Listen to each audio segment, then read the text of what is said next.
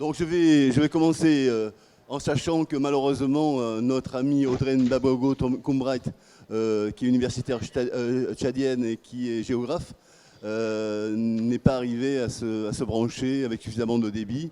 Et donc, comme j'ai sa présentation et que je travaille souvent avec elle, je donnerai quelques indications.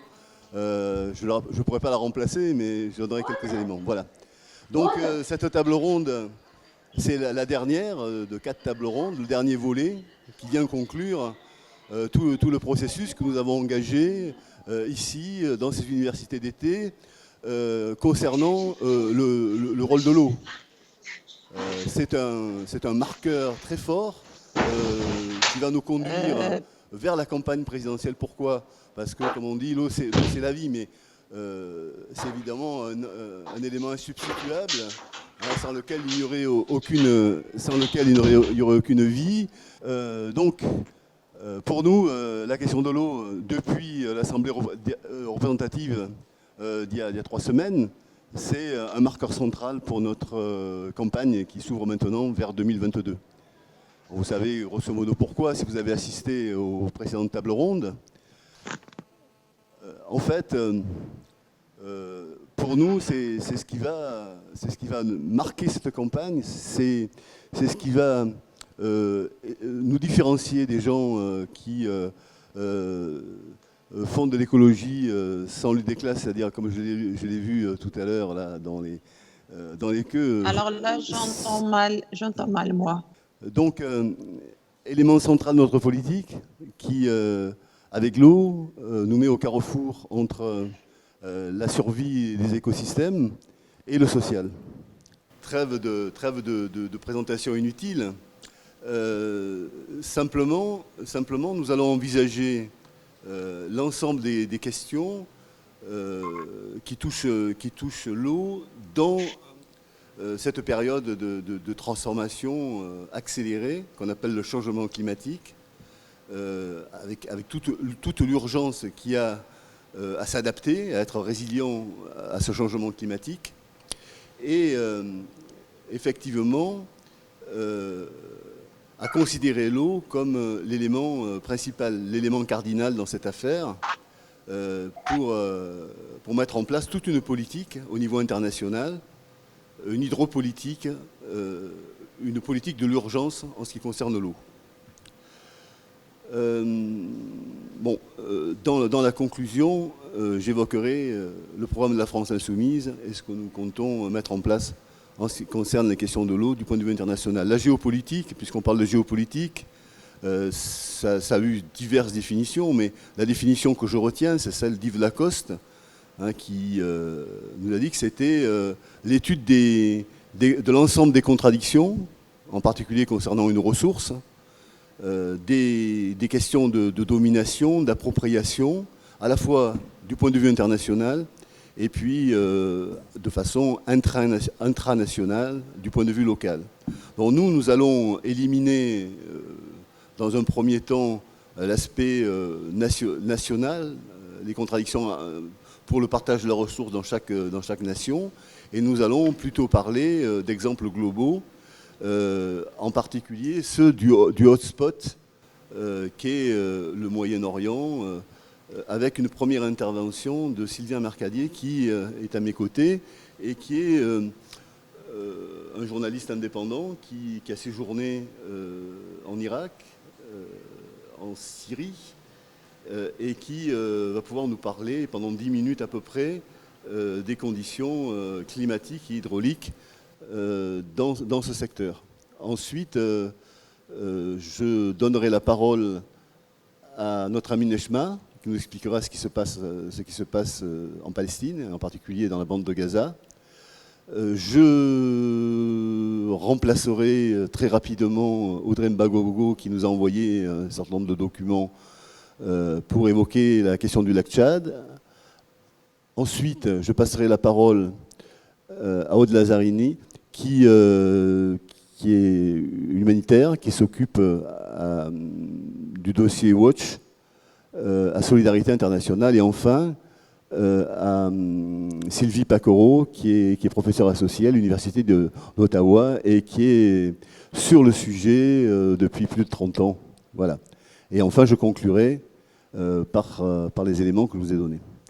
Bon, donc, Sylvain, sur les questions hydroclimatiques au Moyen-Orient, tu as fait un travail que tu vas nous restituer maintenant en posant les questions pertinentes qui vont encadrer un petit peu dans la période qui vient les politiques sur ce hotspot.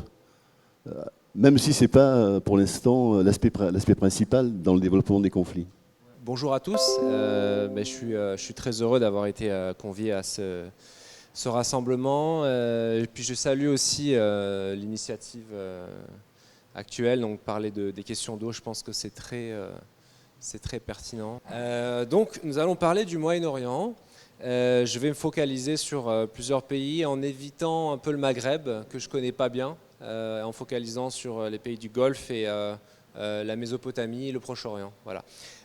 Donc on va y aller. Donc, si on veut parler du Moyen-Orient et de la question de l'eau, comme vous le savez déjà, évidemment, le Moyen-Orient, c'est une zone aride avec des pluies très limitées. On est autour de 300 mm d'eau par an. En moyenne, en France, par exemple, on est à 800.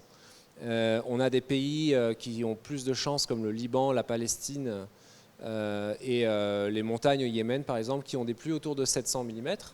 Mais dans le reste de la région, il y a ce qu'on appelle un déficit d'eau, c'est-à-dire qu'il y a plus d'évaporation que d'apport. Donc ça amène à des problèmes multiples. Donc il y a des réseaux fluviaux qui permettent aussi un peu de compenser des eaux qui arrivent d'autres régions.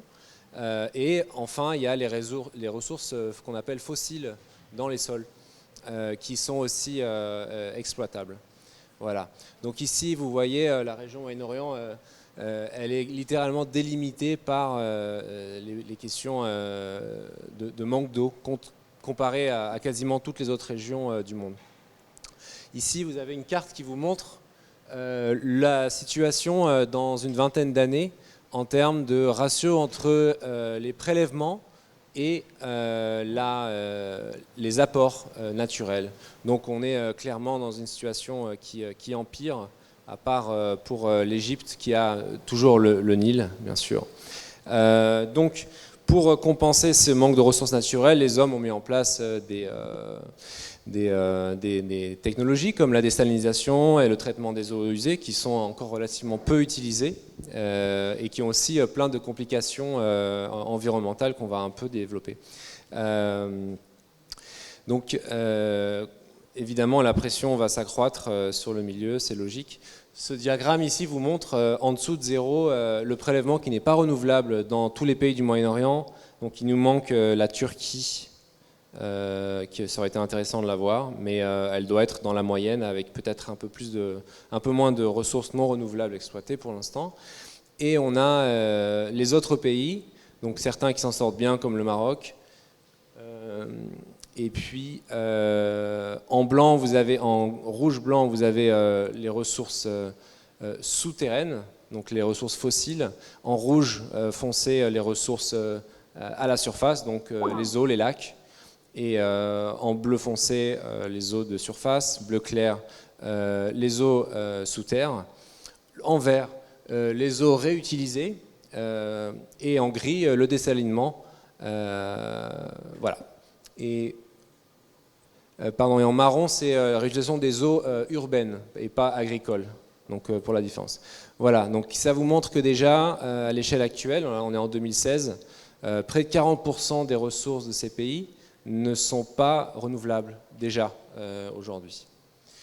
Bon, là, vous avez une carte qui vous montre un petit peu la situation concernant les questions d'eau. Vous voyez les pays du Golfe qui travaillent principalement sur la désalinisation. Bon, je ne vais pas trop rentrer dans les détails, avec les aquifères qui sont situés dans le désert. Ça peut paraître ironique, mais en fait les déserts sont des châteaux d'eau souterrains. Et évidemment les réseaux fluviaux que sont l'Euphrate, le Tigre, que se partagent la Turquie, la Syrie et l'Irak, on y reviendra. Deux autres fleuves importants, le Jourdain, qui passe entre le Liban et la Palestine, La Palestine, j'en parle pas parce que quelqu'un d'autre va parler de la Palestine à ma place. Et un troisième fleuve qui est un peu moins important, c'est l'Oronte, qui prend sa source au Liban, qui coule en Syrie et qui se jette en Méditerranée, en Turquie. Voilà, on va rentrer plus en détail sur la Mésopotamie dans l'instant qui vient. Juste pour venir un peu sur les questions de gestion des ressources, l'agriculture intensive est largement pratiquée, notamment par des politiques un peu souverainistes, notamment dans les pays du Golfe qui ont beaucoup d'argent avec le pétrole, qui ne savent pas quoi en faire. Alors ils plantent dans le désert et ils font de l'élevage dans des fermes climatisées. C'est génial. 88% de l'eau, la ressource en eau en Arabie Saoudite, donc, est utilisée pour l'élevage. Pas directement, mais pour faire pousser l'herbe qu'on va donner aux vaches. Oui, on cultive des vaches, enfin on élève des vaches. Ici, quand on regarde l'Arabie Saoudite sur ce schéma-là, on l'a. Saudi Arabia, elle est deuxième en partant de la gauche. Voilà, eau de surface, ça représente 10% de la ressource de l'Arabie Saoudite. Réutilisation, environ 2%. Désalinisation, environ 15%. Tout le reste, c'est les aquifères. Et un petit peu les eaux de surface. Il y a quelques ZWED avec quelques barrages ici et là où on prend de l'eau en Arabie Saoudite. Voilà, les fermes saoudiennes. On posera les questions ensuite parce que nos intervenants ne vous entendent pas. Technique, là, vas-y. Pardon, un aquifère, c'est une nappe phréatique. Voilà, autant pour moi. Jargon, je fais de la géographie, bref. Donc ça, vous avez des exemples de fermes. Donc, les pivots que vous voyez là, je crois qu'ils font en moyenne 500 mètres de rayon. C'est-à-dire environ, ça peut faire 1 km de diamètre. Et ça s'étend dans le désert. C'est extrêmement énergivore, enfin aquavore. L'aquifère saoudien devra être épuisé d'ici 2040. Voilà, ça vous donne une idée de la situation. Enfin, il va y avoir une réorientation. Bon, après, on n'en parle pas, mais il y a la question des terres achetées par les pays tiers dans des pays pauvres, notamment en Afrique. L'Arabie Saoudite le pratique, anticipe un peu. Voilà, c'est ça sa solution à son problème.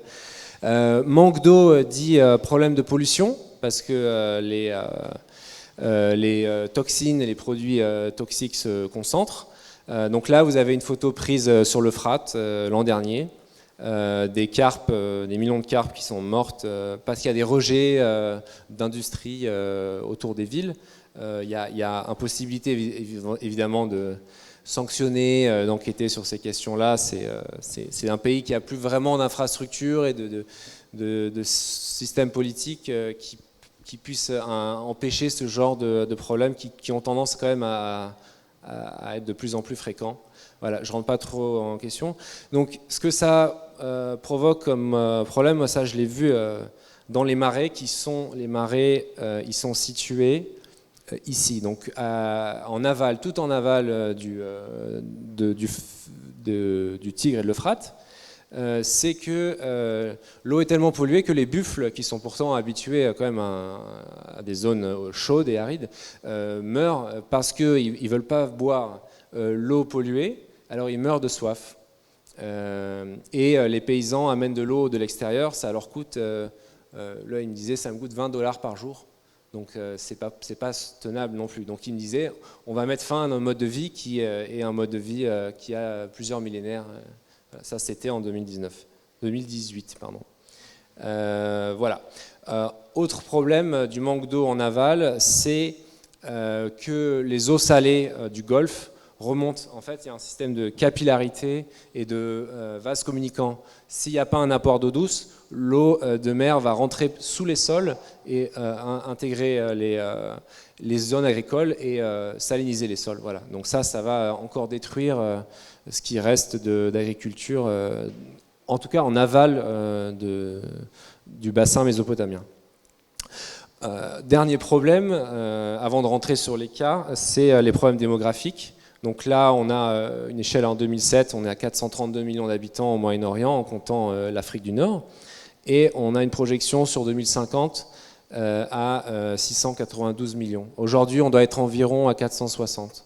Donc qui dit évidemment, je vois des têtes là, je suis désolé de vous montrer tout ça, mais qui dit qu'il va y avoir un accroissement sur la ressource. Et qui dit accroissement des besoins dit aussi risque de conflit. Ce qui nous amène à la deuxième partie.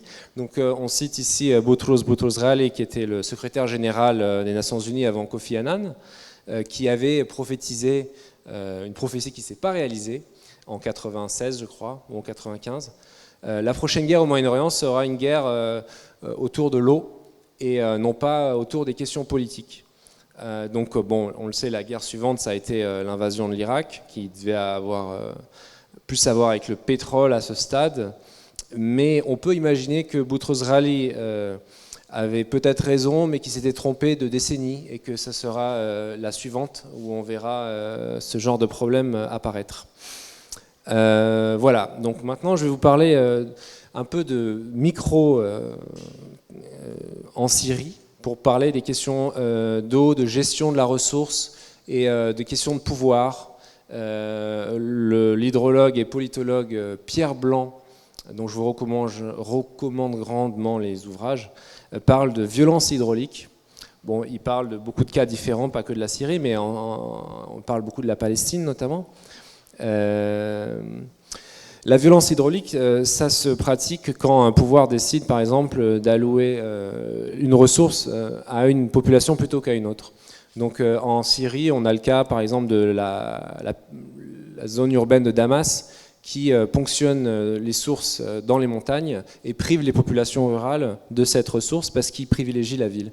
Donc il y a la rivalité périphérie et centre qui peut exister. On a un autre cas qui est dans le nord-est, qui est une zone principalement peuplée par les Kurdes, qui ont été marginalisés depuis toujours. L'État a grandement favorisé le développement des barrages et des canaux dans les zones périphériques, où il a fait venir des populations arabes en faisant ce qu'on a appelé la ceinture arabe, et en délaissant complètement les zones kurdes. Donc ça amène à des frictions entre communautés, potentiellement, qui aussi peuvent amener à une paupérisation des masses et des exodes ruraux, un accroissement des populations en périphérie urbaine, et ensuite à une misère sociale qui contribue à de l'instabilité. Donc c'est une des clés de compréhension aussi des conflits qui ravagent le Proche-Orient, notamment le printemps arabe en Syrie. Mais pas le seul, évidemment. Ok. En termes d'insurrection à l'échelle nationale, on a des cas d'émeutes de l'eau, comme on les appelle, à l'appel.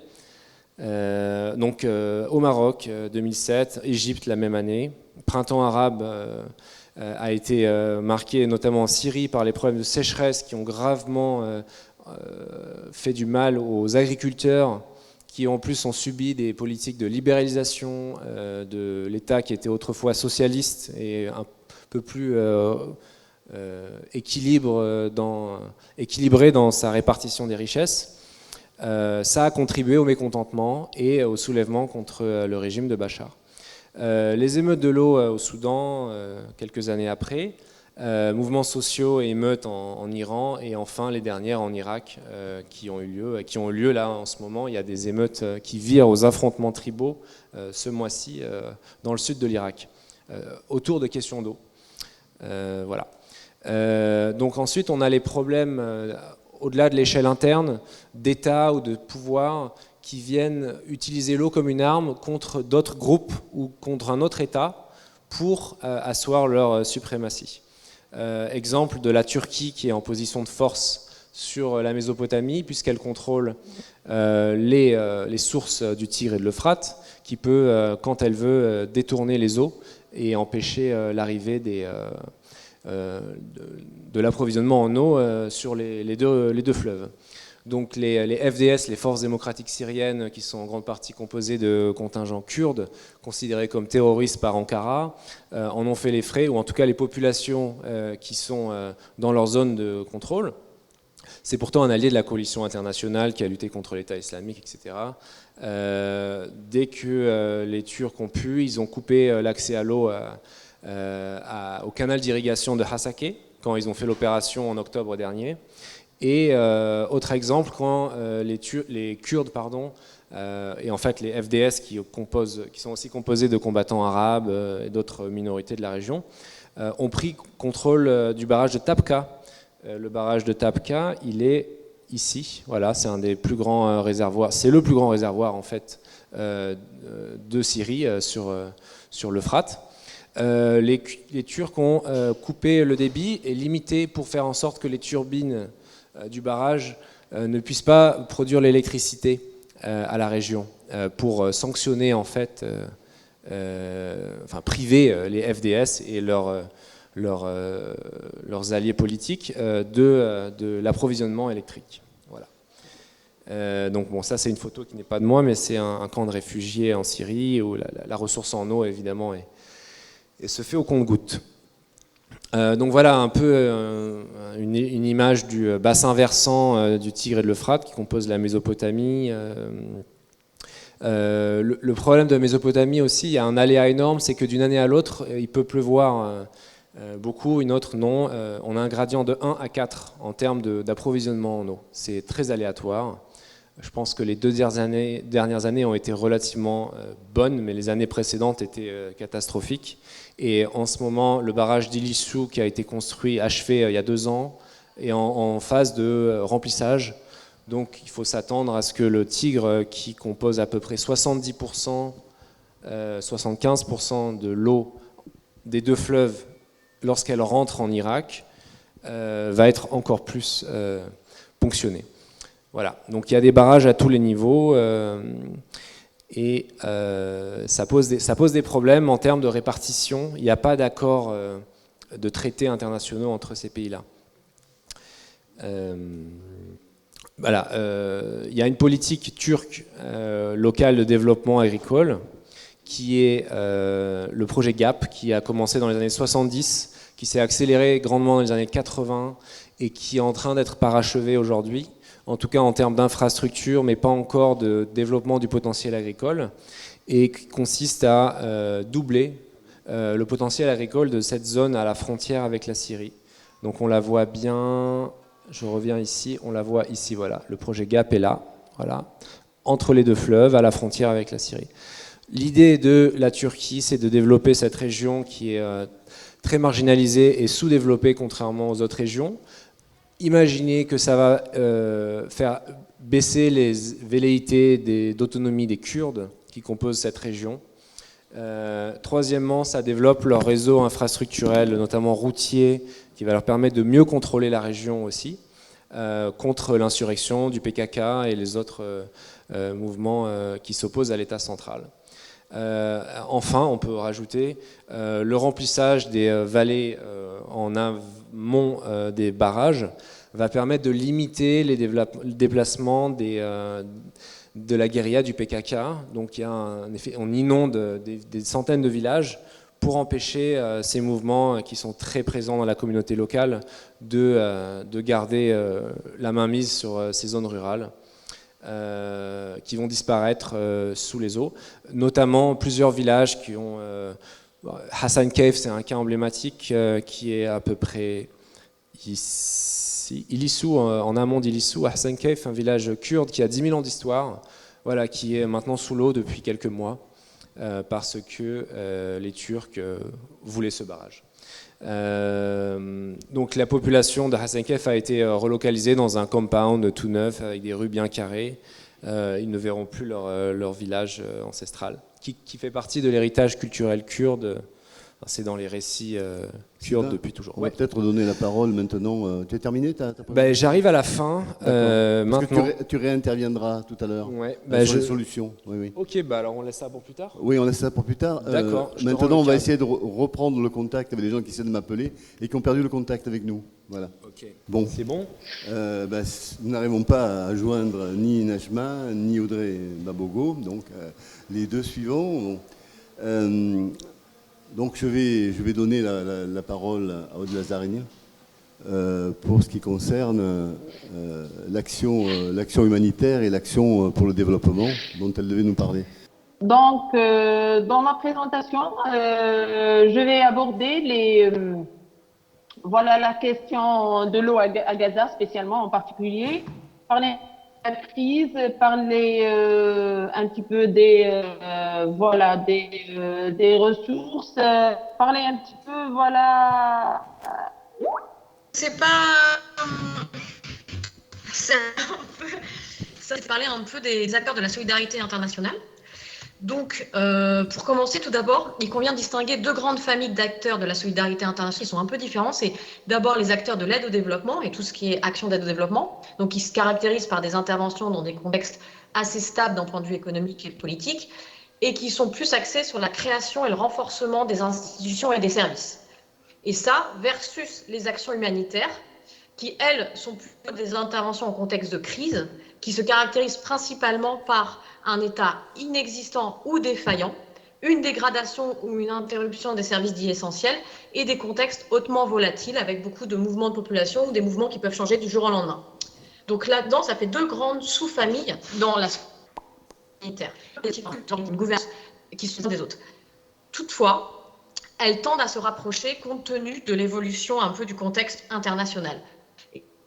Et ce, notamment, car elles partagent toutes les deux un objectif général commun, qui est donc l'objectif premier de l'ensemble des actions entreprises par les acteurs de la solidarité internationale à l'heure actuelle, dans le secteur de l'eau, c'est-à-dire contribuer de l'agenda de milliards d'humains qui n'auront pas accès à des services d'eau potable et d'assainissement en 2030. Donc c'est-à-dire qu'on est vraiment loin de pouvoir atteindre cet objectif ambitieux d'un accès universel en 2030.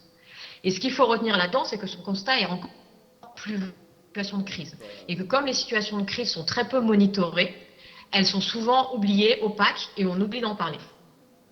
Vraiment, c'est catastrophique. Vous m'entendez toujours? Oui. Okay. Alors, pour donner quelques chiffres, en continu, sans interruption, de façon continue, et exemple de contamination. Alors Sylvie, peut-être tu peux prendre le relais, peut-être que d'Ottawa ça marchera mieux. En ce qui concerne les questions de droit à l'eau, enfin du point de vue international, puisque ça fait à peu près 30 ans au moins que tu travailles sur ce sujet, ça ne nous rajeunit pas. D'accord. Oui, et pour nous dire un petit peu quelles sont les contradictions. Non mais moi je peux continuer si vous voulez, mais vous nous entendez bien ou pas? Non, Aude, on ne t'entend pas très bien. On va passer la parole à Sylvie. Je pense qu'Sylvie est la seule à m'entendre en fait. Non, ça va, Aude, je t'entends. Ah mais alors du coup j'ai pas du tout fini moi, genre j'ai encore 20 minutes quoi. Alors tu as déjà commencé? Parce qu'ils oui, j'avais déjà commencé depuis 5 minutes. Ah bon? Moi aussi. Alors moi aussi, moi. Mais bon, pour revenir à notre sujet, en fait, hein, parce que là, on a été perturbés.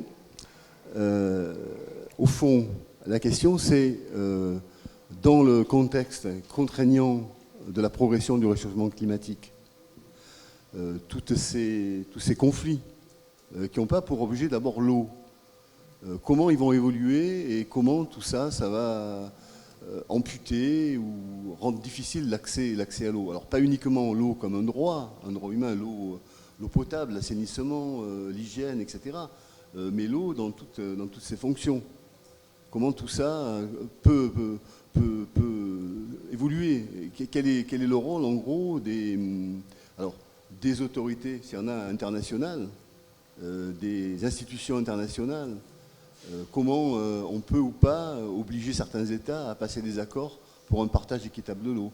Alors, il faut savoir qu'il y a déjà des accords, en particulier l'accord dit de Washington de 1997, qui impose, hein, puisqu'il est rentré en vigueur en 2014, longtemps après, une utilisation raisonnée et équitable des cours d'eau et des nappes transfrontalières dans les bassins transfrontaliers.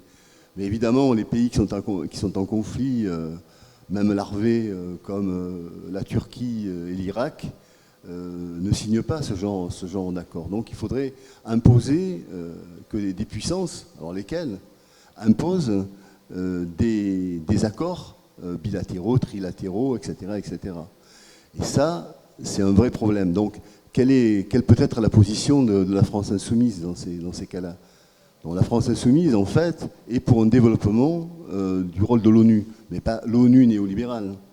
l'ONU du Programme des Nations Unies pour l'environnement, par exemple, qui est un ensemble de recettes dites fondées sur la nature, mais qui en fait a des solutions qui sont elles-mêmes néolibérales, fondées sur le marché. Donc c'est la question de l'ONU, parce qu'on est en fait pour un développement du rôle de l'ONU, et en particulier du rôle de l'Assemblée générale de l'ONU. Mais actuellement, l'Assemblée générale de l'ONU, même si elle prend une résolution comme celle de 2010, ARES 64-292 du 28 juillet, bon, 2010, ça donne une orientation, mais il n'y a rien de contraignant là-dedans. C'est le chapitre 4 du statut de l'ONU. Donc en gros, rien à attendre avec ce statut de l'ONU. Reste le Conseil de sécurité. Donc peut-être que si par exemple la France changeait de politique, après 2022, on pourrait agir sur le Conseil de sécurité pour promouvoir des solutions fondées sur des accords, plus ou moins contraints. C'est une possibilité. En même temps, il faut savoir qu'il faudrait déporter la possibilité de passer des accords contraignants ou de passer des résolutions contraignantes vers l'Assemblée générale de l'ONU, moyennant des majorités qualifiées, des 3/4 par exemple, etc. etc. Donc ça, c'est le rôle que pourrait jouer la France dans ce type d'action auprès de l'ONU. En ce qui concerne l'eau, il n'y a pas d'agence vraiment spécialisée. Il y a un programme. Il y a un programme des Nations Unies pour l'eau potable qui s'appelle les JMP, qui implique l'OMS plus l'UNICEF, en réalité, parfois l'UNESCO, voilà. Mais il n'y a pas d'agence elle-même chargée de ces questions. Donc ça serait peut-être de pousser à la création d'une telle agence qui réglerait toutes ces questions dans un seul lieu, dans un seul fonctionnement. Voilà. Ensuite, il y a la question de l'aide au développement, ce qu'on appelle l'aide au développement, qui a plusieurs aspects. Il y a le premier aspect, c'est le volume global de l'aide au développement. La France insoumise est pour que l'aide au développement passe à 0,70% du PIB en valeur, alors qu'elle est à peu près de 0,40% en ce moment, et pour exclure de l'aide au développement un certain nombre d'activités, comme par exemple le fait qu'on reçoit des étudiants étrangers dans les universités, ça on le compte, etc. Donc revoir la question de l'aide au développement en majorant le montant global.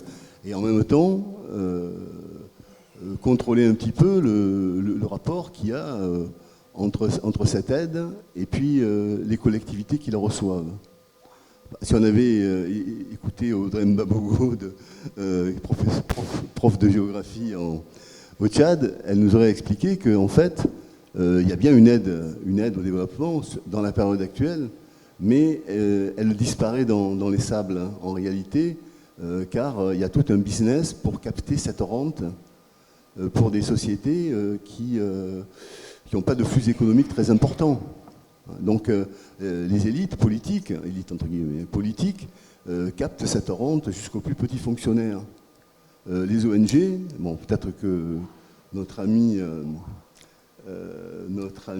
Aude aurait pu nous en parler, doivent constamment négocier avec les autorités locales pour les prolongations de visas, pour que les stocks de nourriture arrivent dans les camps, etc., etc. Elles doivent passer des compromis en réalité.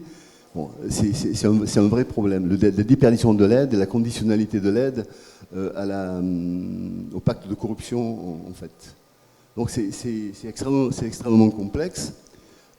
Une des solutions, c'est ce qu'on appelle la coopération décentralisée. Vous connaissez ça?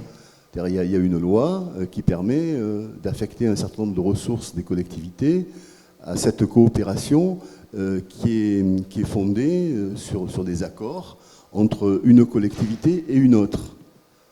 Par exemple, un village peut très bien choisir un village en Afrique centrale ou au Sahel ou ailleurs, ou Gaza, pour une ville, Marseille, pourrait choisir Gaza pour la coopération décentralisée. à ce moment-là, il y a un contrôle qui est plus près des élus et plus près des citoyens. Enfin, du moins, c'est possible. C'est possible. Ce n'est pas toujours le cas, évidemment.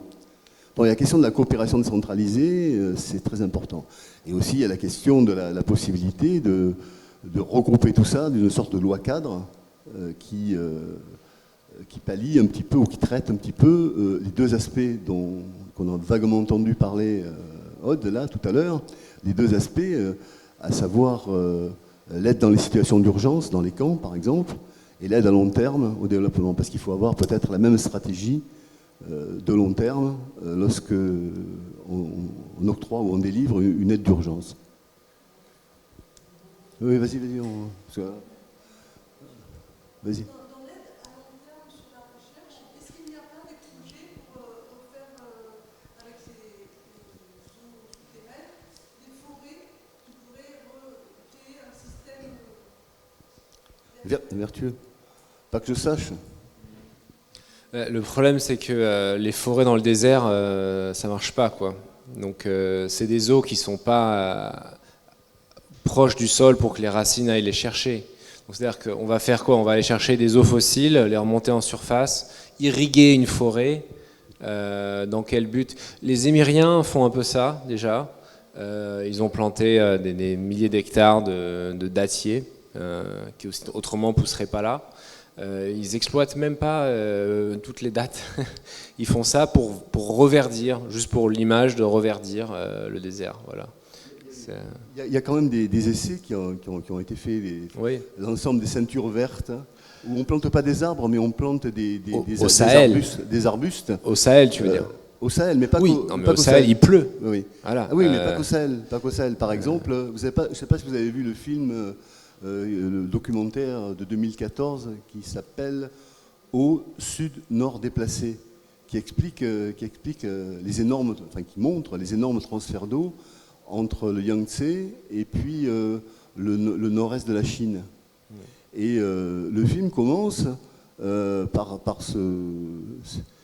ces scènes extraordinaires où on voit une nature complètement désertifiée, et puis des gens qui plantent des arbres, comme ça, les uns derrière les autres, et puis qui les arrosent pour empêcher le désert d'avancer. Donc il y a tout cet effort technologique, en fait. Mais, par exemple, le canal qui est prévu, à partir du Yangtze vers le nord, n'apporte que 35 km3 d'eau dans cette région qui en a besoin de beaucoup plus. Voilà. Donc, oui, mais c'est des zones voilà, où il pleut, où il y a des forêts qui peuvent se renouveler. Le problème en Arabie Saoudite ou dans ces zones où il y a des aquifères, c'est la question de qu'est-ce qu'on fait avec cette eau-là. Ce qu'il faut faire, c'est l'allouer à des projets agricoles qui soient... donc il y a des systèmes de technologie maintenant, le goutte à goutte, on ne l'emploie quasiment pas au Moyen-Orient. Ça sauve plus de 80%, je crois, de l'eau, sinon qui est envoyée par jet, comme les tourniquets qu'on a ici. C'est ridicule. C'est tous ces petits gestes-là, le traitement des eaux usées, ça démultiplie le potentiel d'une eau, même si une eau usée, voilà, elle est encore un peu sale, mais pour l'agriculture, ça va très bien. La désalinisation, en plus, ça salinise les mers dans lesquelles l'eau est prise. Et les mers, en l'occurrence, pour les pays du Golfe, c'est des mers quasiment fermées, la mer Rouge et le Golfe arabo-persique. Donc là, on transforme un écosystème. Voilà. Aussi. Et là, c'est des questions politiques. Donc, qu'est-ce qu'on va faire de l'eau? Mais est-ce que, sur le plan juridique, il y a aussi des solutions qui sont étudiées au niveau international sur le fait, par exemple, de consommer l'eau ou pas, de donner des droits à l'eau ou des réflexions comme ça? Je sais que dans certaines parties du monde, ça existe déjà, mais est-ce que, par exemple, au Moyen-Orient, ça existe aussi? Est-ce qu'il y a déjà soit par l'ONU, soit par les pays entre eux? Alors, je n'ai pas bien compris ce que tu appelais droit à l'eau. Je sais, par exemple, je sais que c'est pas vraiment le droit à l'eau, c'est par exemple en Inde, il y a certains fleuves qui ont des droits qui sont reconnus comme des entités juridiques. Ça existe aussi en Amérique du Sud. Et du coup, est-ce qu'il y a... c'est quoi justement ces droits, les droits de l'eau plutôt? Oui, alors ça, c'est les droits qui sont affectés à des éléments naturels qui sont identifiés.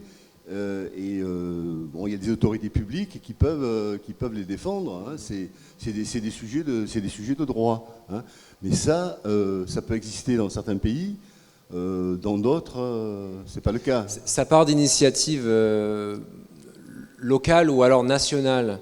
Le problème des eaux au Moyen-Orient, c'est que c'est international. Les fleuves traversent les frontières et les États ne se font pas de cadeaux. Voilà. C'est des politiques de rapport de force où, encore une fois, voilà, les pays en amont ont le dessus sur les autres parce que c'est eux qui contrôlent le débit. Mais on peut penser que dans le cadre de règlements internationaux concernant les rapports entre la Turquie, l'Iran, l'Irak, la Syrie, on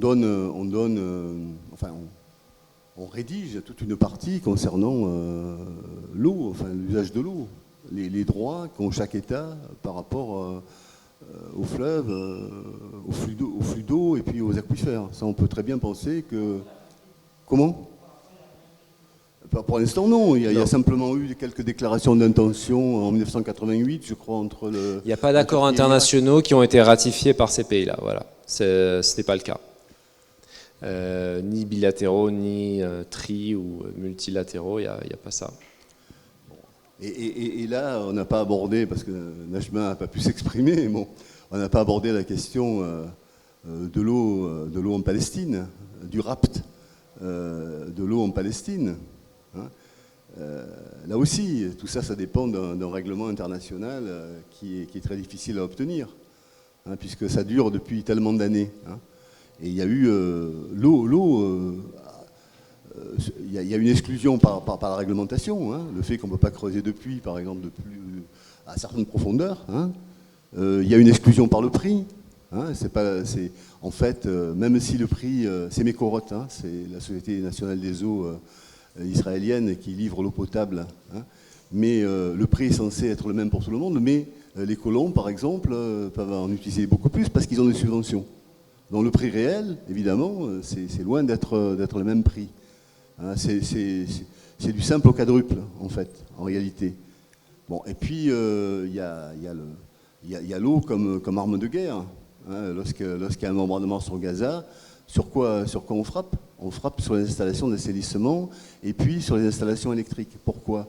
Parce que s'il n'y a pas d'électricité, eh bien, on ne peut pas produire de l'eau potable, surtout dans les conditions de Gaza. Et s'il n'y a pas d'électricité, et s'il n'y a pas d'assainissement, alors on pollue les nappes qui sont à la disposition, qui restent à la disposition des habitants de Gaza.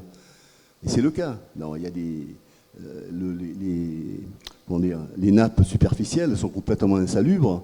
Quant aux nappes qui n'ont pas été exploitées et qui pourraient l'être, qui ont été exploitées mais qui pourraient l'être par les Palestiniens, pardon, elles sont saumâtres parce que il y a des remontées d'eau de mer, ce qu'on appelle un biseau salé, comme ça, un biseau salé.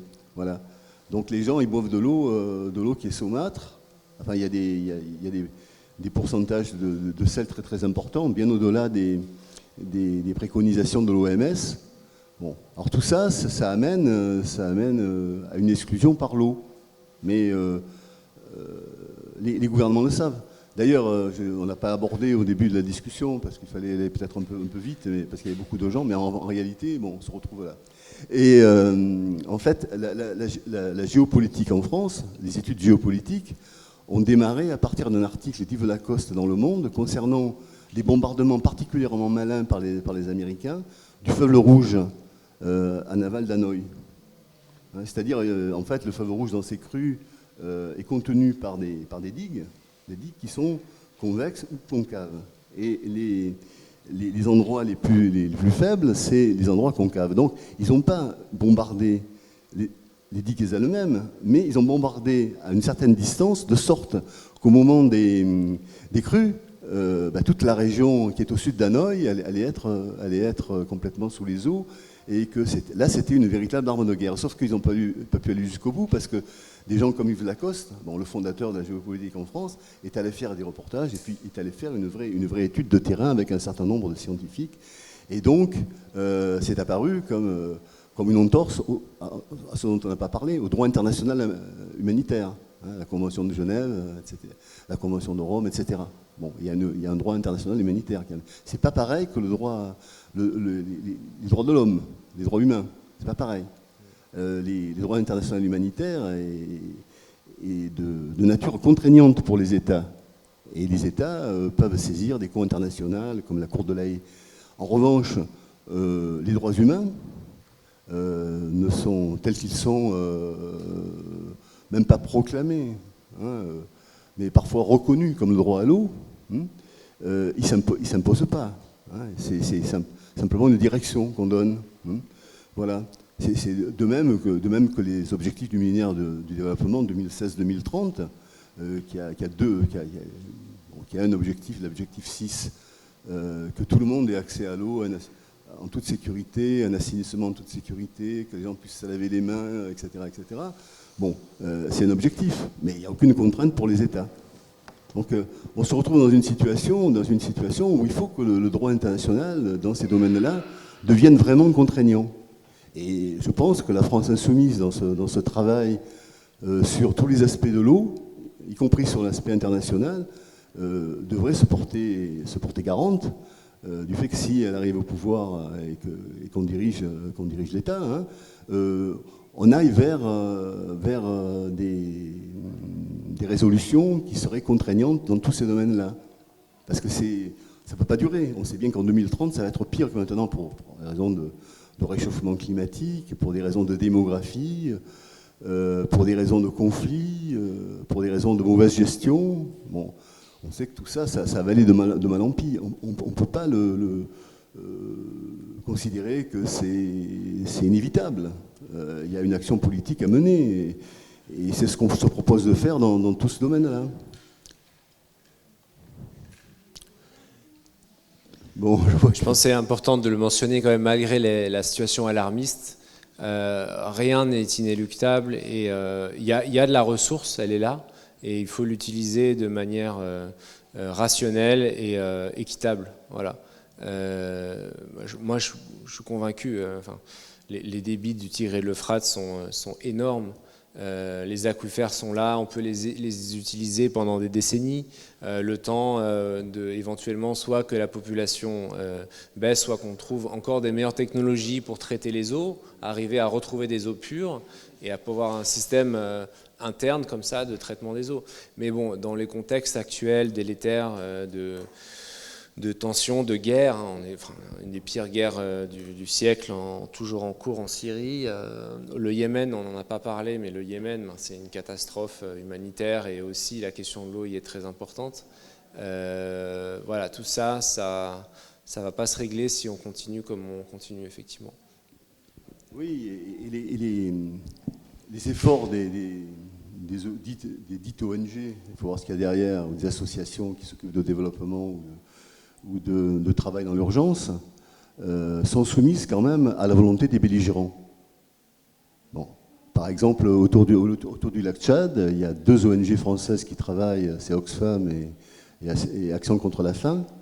Ils travaillent sous la protection des militaires tchadiens, qui sont eux-mêmes des prédateurs, il faut le savoir. Les corps habillés, comme on dit là-bas, c'est des prédateurs. C'est des gens qui rançonnent, qui tuent, qui violent, etc. C'est pas des bons militaires, enfin comme on a tendance à le dire des militaires français, à tort ou à raison. Hein. Bon, voilà, donc c'est des gens qui sont... voilà. Alors, quand on est protégé par ce type de soldatesque aux ordres d'un dictateur qui s'appelle Déby, comment on peut travailler en tant qu'humanitaire? D'ailleurs, dernièrement, dans Le Monde, il y avait une tribune où des humanitaires disaient attention, parce qu'il y avait eu un discours du Premier ministre qui aurait laissé entendre que, comme ça s'est passé en Afghanistan, les humanitaires seraient l'autre versant de l'intervention militaire. Donc ils ont dit, ah non, nous, c'est pas... Mais malheureusement, c'est souvent le cas. Par exemple, autour du lac Tchad, bon, c'est le cas actuellement, puisqu'il il y a une stratégie de contre-insurrection.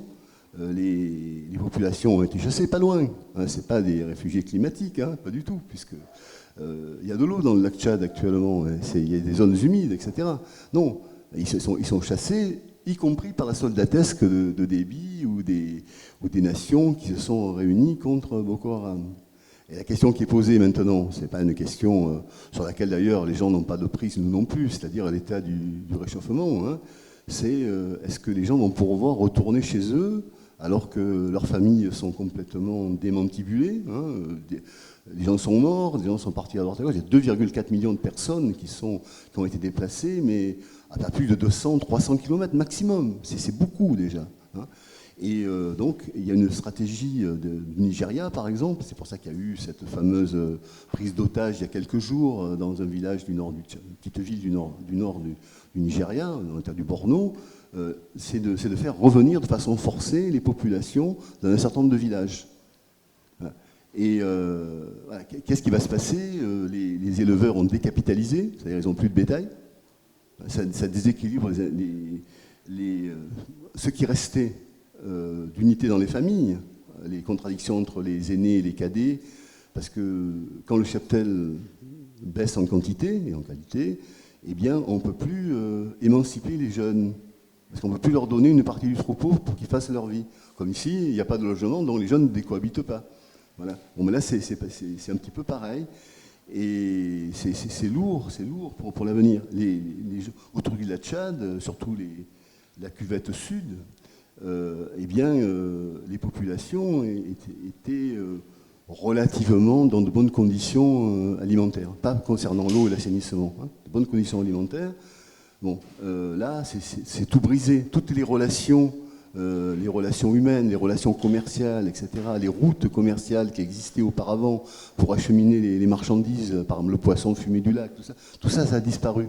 Il va falloir reconstituer ça, et ça, les organisations diverses, ONG, ne sont pas capables de faire ça. Ça demande des investissements d'État. Là, dernièrement, la Banque mondiale a octroyé 340 millions d'euros pour, soi-disant, la reconstruction. Et qui va reconstruire dans ces conditions-là? Quelle route? Enfin, il y a une partie concessionnelle, c'est-à-dire une partie de fonds qui sont donnés. Et en fait, c'est pour appuyer Déby, éventuellement appuyer ce qui se fait au Nord Cameroun, avec des crimes de guerre de la part de la soldatesque camerounaise, etc., etc. Donc on peut se poser beaucoup de questions sur l'avenir de ces populations, sur l'usage, bien sûr, qu'ils vont pouvoir faire de l'eau, parce qu'il y a de l'eau hein, sur le lac Tchad hein, actuellement. Il y a une légende urbaine depuis les années 2002-2003, à partir d'une photo de la NASA qui a été mal interprétée, que le lac s'assécherait. C'est vrai qu'il y a eu une sécheresse dans les années 70 dans toute cette partie de l'Afrique, mais pour autant... par exemple, le lac s'est regonflé, comme le Niger a eu un débit qui était inférieur au débit des années 50, qui était exceptionnel par rapport à la chronique des débits de ces cours d'eau, etc. Donc, attention, sur le lac Tchad, par exemple, et dans le bassin régi par une convention de la commission du bassin du lac Tchad, 1964. Bon. Eh bien, en fait, on estime par rapport aux modèles climatiques, qui sont des modèles quand même de circulation générale, c'est-à-dire pas avec des mailles très, très fines, des mailles de 200 km, on estime que, selon les scénarios, même avec le scénario 8, c'est-à-dire le péjoratif, enfin, le 4e scénario du GIEC, la température n'augmenterait à cet endroit-là que, c'est déjà beaucoup, hein, 2 degrés, 2,5 degrés à cet endroit.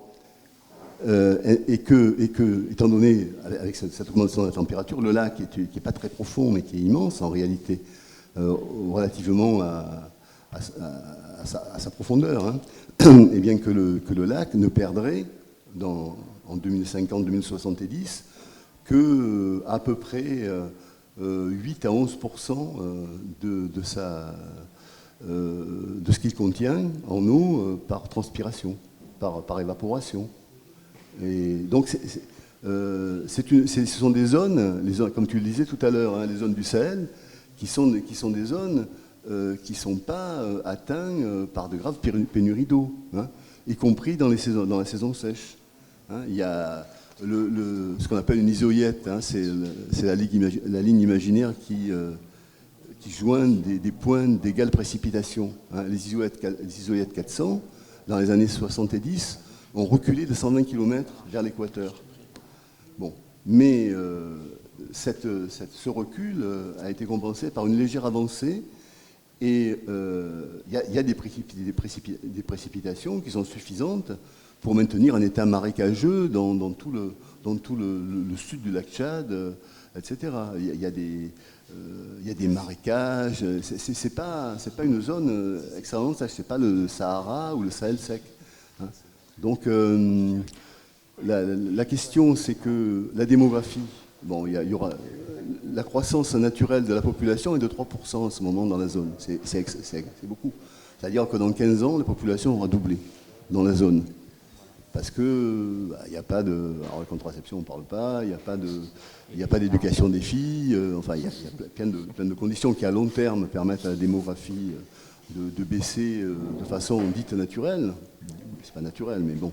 Voilà. Donc, il y a un problème démographique important. Ouais. Quelle heure est-il ? Il est 19h25, 30 là. On va... Oui. Ah oui, c'est 8h25. On va arrêter. Train, Merci beaucoup d'avoir résisté malgré les problèmes techniques. On est vraiment très désolé. J'ai demandé les interventions écrites, PowerPoint, etc.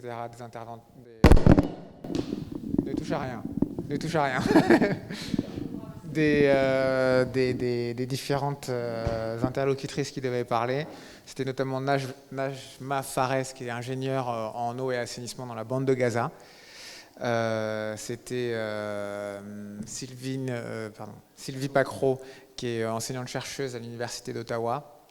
Et c'était Aude Zarini, qui est responsable WASH. Donc le responsable WASH dans le milieu humanitaire, c'est eau et assainissement et hygiène. À l'ONG Solidarité Internationale. Donc elles avaient toutes des interventions un peu structurées, assez développées. Donc on fera des articles à partir de ça, qu'on essaiera de mettre sur le site de la France Insoumise à la rentrée. On essaiera de toute façon, puisqu'on veut faire, c'est ce que je disais, nous former et former les insoumis et avoir un corpus intellectuel assez développé sur l'eau, continuer ce type de rencontres avec une meilleure qualité audiovisuelle. Et favoriser ainsi des auditions. On fera aussi évidemment des réunions participatives, etc. avec les citoyens. Mais voilà, essayer de rencontrer beaucoup de gens, beaucoup d'ONG, d'associations, des journalistes indépendants. J'avais aussi contacté le journaliste, enfin la boîte de prod, Arte, pour le film sur la guerre, sur l'eau qui devenait une marchandise. Ça te parle ou pas, le film qui est sorti sur Arte ? Oui, il y a un film sur la financiarisation. Ouais, sur la financiarisation de l'eau. Qui demande une discussion, parce qu'il y a des aspects qui sont mal traités, eux en particulier, mais c'est très intéressant dans l'ensemble. Et donc on va essayer aussi de rentrer en contact avec lui assez prochainement. Ouais. Justement, est-ce que vous avez des lectures à proposer pour des bibliothèques qui ne sont pas... Alors il y en a plein. Pour commencer, il y a plein de blogs. Pour pas commencer par des bouquins géopolitiques ou quoi, il y a plein de blogs. Je te conseille d'aller voir surtout les écrits des coordinations Eau Île-de-France, coordination Eau Bien Commun, etc. Sur l'eau et l'assainissement en France. Tu as aussi le blog du... comment il s'appelle ? Merde. Sur l'eau, il y a un texte, c'est la littérature qu'on appelle grise, hein, qui est celle des institutions de l'ONU, de la JMP. Oui, c'est vrai. C'est JMP de 2019 sur tous ces sujets, avec tous les chiffres, y compris dans chaque pays. Parce qu'en France, il y a eu une mise au point concernant le recueil des chiffres par l'INSEE, enfin peu importe. Vous verrez, donc, pour la France, vous verrez un petit peu ce qui se passe, c'est-à-dire la différence entre la France et puis aussi les territoires d'outre-mer. Donc ouais, il y a plein de blogs là, tout de suite, j'ai plus en tête. Il y a en effet des rapports de l'ONU. Pardon, J'ai mentionné tout à l'heure Pierre Blanc, qui est un hydrologue, géopolitologue qui enseigne à Sciences Po ou à l'IRIS, je ne sais plus, qui est un grand spécialiste de la question de l'eau au Proche-Orient notamment.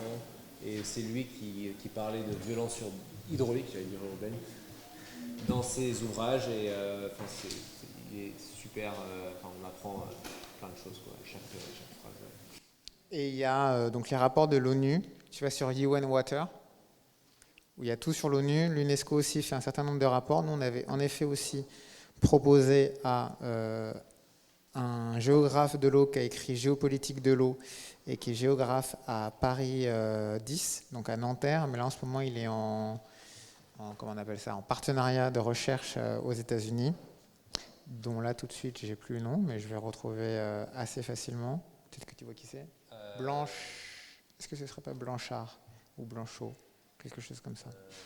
Je sais pas. Il y a pour ceux qui s'intéressent à l'Irak, il y a une initiative qui s'appelle Save the Tigris, Sauver le Tigre, qui est composée en partie d'hydrologues, de géographes, d'ingénieurs qui travaillent avec des militants qui essayent de sauver les eaux du Tigre. Donc on apprend beaucoup de choses avec eux et on découvre aussi un univers qu'on connaît très mal aussi. Voilà. C'est des gens, Oui, d'ailleurs, on leur avait demandé de venir, malheureusement. C'est David Blanchon. On n'avait pas une relation par Internet avec eux. Donc voilà. Donc vous aurez bientôt un certain nombre de comptes rendus, articles qui feront office de conférences pour plus tard. Merci beaucoup d'être resté, c'est gentil.